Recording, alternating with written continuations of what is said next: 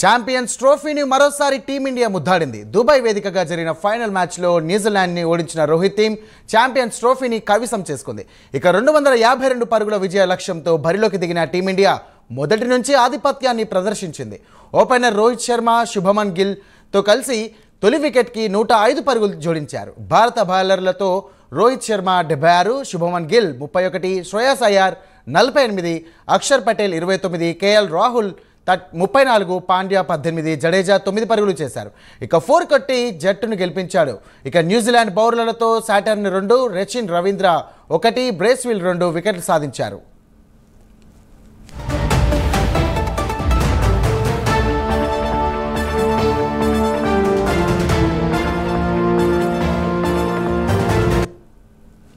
అంతకుముందు తొలుత బ్యాటింగ్ చేసిన న్యూజిలాండ్ జట్టు నిర్ణీత 50 ఓవర్లలో 7 వికెట్ల నష్టానికి 251 పరుగులు చేసింది. ఇక Daryl Mitchell 63, Michael Bracewell 51, Rachin Ravindra 37, Glenn Phillips 34 పరుగులు చేశారు. మిగిలిన వారిలో Will Young 15, Kane Williams 11, Tom Latham 14, Mitchell Santner 8 పరుగులు చేశాడు. ఇక భారత బౌలర్లలో కుల్దీప్ యాదవ్ 2, వరుణ్ చక్రవర్తి 2, రవీంద్ర జడేజా, షమి చెరో వికెట్ పడగొట్టారు.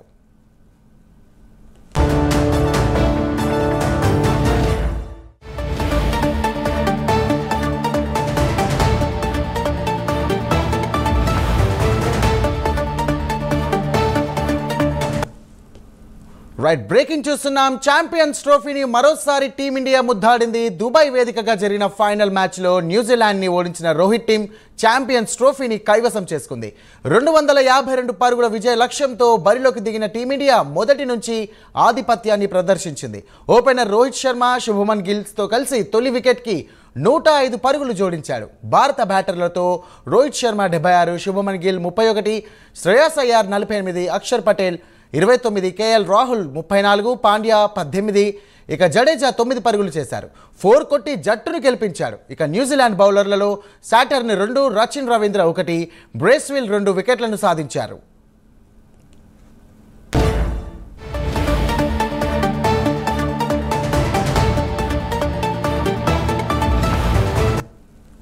అంతకుముందు తొలుత బ్యాటింగ్ చేసిన న్యూజిలాండ్ జట్టు నిర్ణీత 50 ఓవర్లలో 7 వికెట్ల నష్టానికి 251 పరుగులు చేసింది. Daryl Mitchell 63, Michael Bracewell 51, Rachin Ravindra 37, Glenn Phillips 34 పరుగులు చేశారు. ఇక మిగిలిన వారిలో Will Young 15, Kane Williamson 11, Tom Latham 14, Mitchell శాటర్న్ 8 పరుగులు చేశారు. భారత బౌలర్లలో కుల్దీప్ యాదవ్ 2, వరుణ్ చక్రవర్తి 2, రవీంద్ర జడేజా, షమి చెరో వికెట్కు పడగొట్టారు.